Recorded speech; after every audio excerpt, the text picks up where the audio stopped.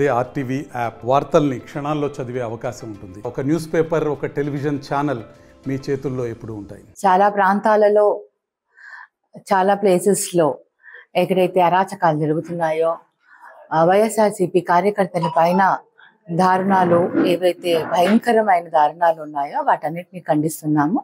ఈ 45 రోజుల్లోనే మొత్తం రాష్ట్రంలో ఒక భయాందోళనను క్రియేట్ చేస్తూ ఏ సంక్షేమ పథకాలని హామీ ఇచ్చారో వాటిని అమలు పరచకుండా, వాటి పైన దృష్టి పెట్టకుండా కేవలం శ్వేతపత్రాలు రిలీజ్ చేసుకుంటూ మళ్ళీ వైసీపీనే బ్లేమ్ చేస్తూ వాళ్ళు చేసే పద్ధతి మటుకు ఇది సరైన పద్ధతి కాదు.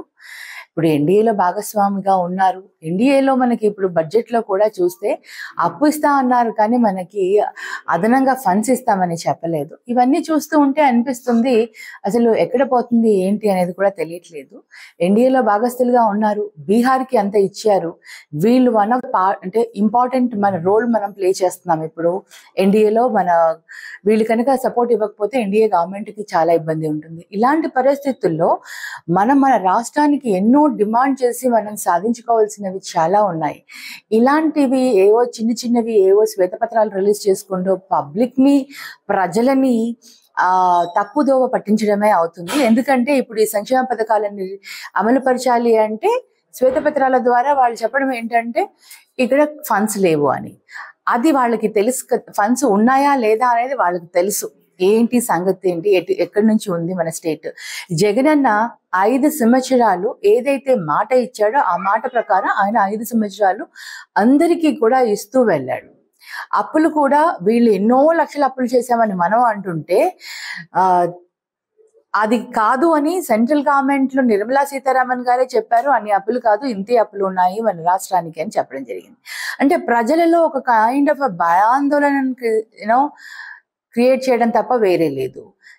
జరిగాయి కదండి, దారుణంగా మనుషుల్ని చంపడం చూశారు. ఎంత దారుణంగా ఒక అతన్ని చేతులు నరికేసి ఒక అతన్ని వెనకాల కత్తులతో పొడుచుకోవడానికి వెళ్ళి ఎంతమందిని చంపారు, ఎంత దారుణాలు మీరు చూసారు.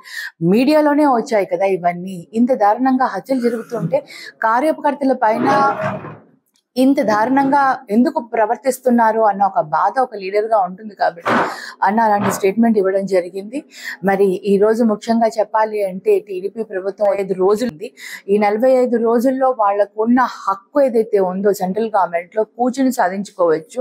స్పెషల్ స్టేటస్, ముఖ్యంగా ప్రత్యేక హోదా ఏదైతే ఉందో, మనకి రావాల్సిన నిధులు ఏవైతే రావాలో, బైఫరికేషన్ యాక్ట్ ప్రకారం మనకి ఏవైతే రావాలో వాటన్నింటినీ సాధించుకునే దానికి ఇది ఒక బ్రహ్మాస్త్రం వాళ్ళకి. అసలు యాక్చువల్లీ చెప్పాలంటే ఇప్పుడు వాళ్ళ సపోర్ట్ లేనిదే గవర్నమెంట్ లేదు కాబట్టి సెంట్రల్లో వీళ్ళు సాధించుకోవచ్చు. నితీష్ కుమార్ గారు ఎలా సాధించుకున్నారు, 59,000 కోట్లను ఎలా అయితే ఆయన రాష్ట్రానికి సాధించుకున్నారో మనం ఎందుకు ఆంధ్రప్రదేశ్ సాధించుకోలేకపోతుందో ఒకసారి అందరూ కూడా ఆలోచించాలి ప్రజలు. ముఖ్యంగా ప్రభుత్వంలో వాళ్ళు ప్రజలకు ఇచ్చిన హామీలను ఏ విధంగా వాళ్ళు ముందుకు తీసుకుని వెళ్ళాలి, వాళ్ళకి ఏ విధంగా అమలు పరచాలి. ఎందుకంటే ఎప్పుడైనా సరే ఒక రాజకీయ నాయకుల పైన నమ్మకం అనేది ఉండాలి అంటే మేనిఫెస్టోని ఇంప్లిమెంట్ చేసే బాధ్యతను తీసుకోవాలి. ఎప్పుడైతే మేనిఫెస్టోని రిలీజ్ చేసి వాళ్ళు పొలిటికల్గా ఎలక్షన్కి వెళ్తారో ఆ మేనిఫెస్టోని ఇంప్లిమెంట్ చేస్తేనే పబ్లిక్కి కూడా లీడర్స్ పైన ఒక నమ్మకం ఉంటుంది. ఆ నమ్మకాన్ని జగన్ అన్న నిరూపించుకున్నారు. 5 సంవత్సరాలు ఆయన చెప్పినట్టుగా అందరికీ చేస్తూ మరి అభివృద్ధికి కూడా ఆయన ఎంతో ముందుకు వెళ్ళాలనేసి సెంట్రల్ గవర్నమెంట్ నుంచి ఫండ్స్ని తీసుకురావాలని చాలాసార్లు ప్రయత్నం కూడా చేశారు, సాధించారు కూడా. సెంట్రల్ గవర్నమెంట్ నుంచి ఫండ్స్ని కూడా సాధించారు. అదే అవకాశం కనుక మనకు దొరికి ఉండింటే, మన వైఎస్ఆర్సీపీకి కనుక ప్రభుత్వం, సెంట్రల్ గవర్నమెంట్ ప్రభుత్వం మన పార్టీ పైన డిపెండెన్సీ అనేది ఉంటే కనుక జగన్ అన్న తప్పకుండా వీటన్నిటిని సాధించేవాడు.